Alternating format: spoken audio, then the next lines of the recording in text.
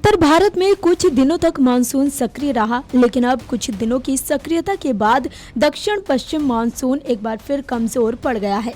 मौसम की रफ्तार धीमी पड़ गई है। हरियाणा, राजस्थान, पश्चिमी उत्तर प्रदेश और दिल्ली एनसीआर सबसे ज्यादा प्रभावित हैं।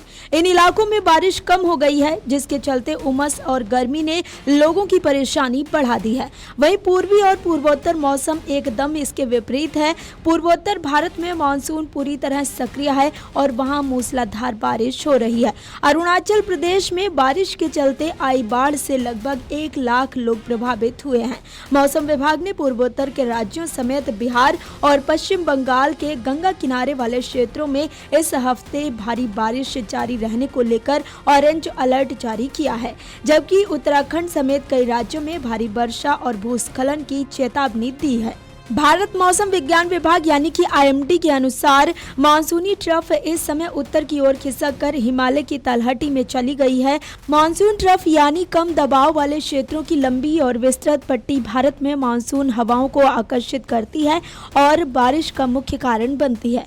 इसके उत्तर में खिसकने से उत्तर भारत में मानसून की स्थिति कमजोर पड़ गई है, जिसे आमतौर पर मानसून ब्रेक के रूप में वर्णित किया जाता है। इस मौसमी बदलाव के कारण ही पूर्वी और पूर्वोत्तर भारत में झमाझम बारिश हो रही है। आईएमडी के मुताबिक उत्तर भारत में अगले 7 दिन तक अधिकतम तापमान में कोई बदलाव होने की उम्मीद नहीं है और उमस भरी गर्मी बनी रहेगी। सोमवार को दिल्ली में अधिकतम तापमान 38 डिग्री से भी अधिक दर्ज किया गया।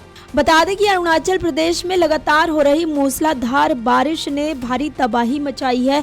सोमवार को राज्य के कई हिस्सों में बाढ़ और भीषण भूस्खलन के कारण सड़कें टूट गई है और सार्वजनिक संपत्ति को भारी नुकसान पहुंचा है। राज्य सरकार की रिपोर्ट के अनुसार बारिश, बाढ़ और भूस्खलन से इस मौजूदा सिलसिले ने अब तक राज्य भर में 7 मासूम लोगों की जान ले ली है, जबकि 29 अन्य लोग गंभीर रूप से घायल हुए हैं।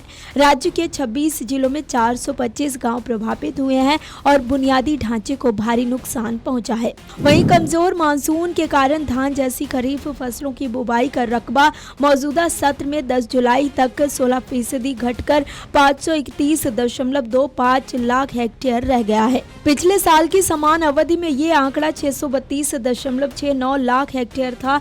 कृषि मंत्रालय के ताजा आंकड़ों के मुताबिक 10 जुलाई तक धान की बुवाई का रकबा 8.63% घटकर 114.69 लाख हेक्टेयर रह गया है। एक साल पहले की समान अवधि में 125.53 लाख हेक्टेयर में धान की बुवाई हुई थी। वहीं दलहनों का रकबा भी 73.85 लाख हेक्टेयर से 23.31% कम होकर 56.63 लाख हेक्टेयर रह गया है। इसमें अरहर की बुवाई 19.54 लाख हेक्टेयर में हुई है, जो एक साल पहले के 28.03 लाख हेक्टेयर से कम है। उड़द की बुवाई का रकबा 9.34 लाख हेक्टेयर और मूंग का 21.52 लाख हेक्टेयर रह गया है। इसी तरह मोटे अनाज के तहत रकबा पहले के 127.30 लाख हेक्टेयर से 22.47% घटकर 98.69 लाख हेक्टेयर रह गया है। नकदी फसलों में कपास की बुवाई में भी गिरावट आई है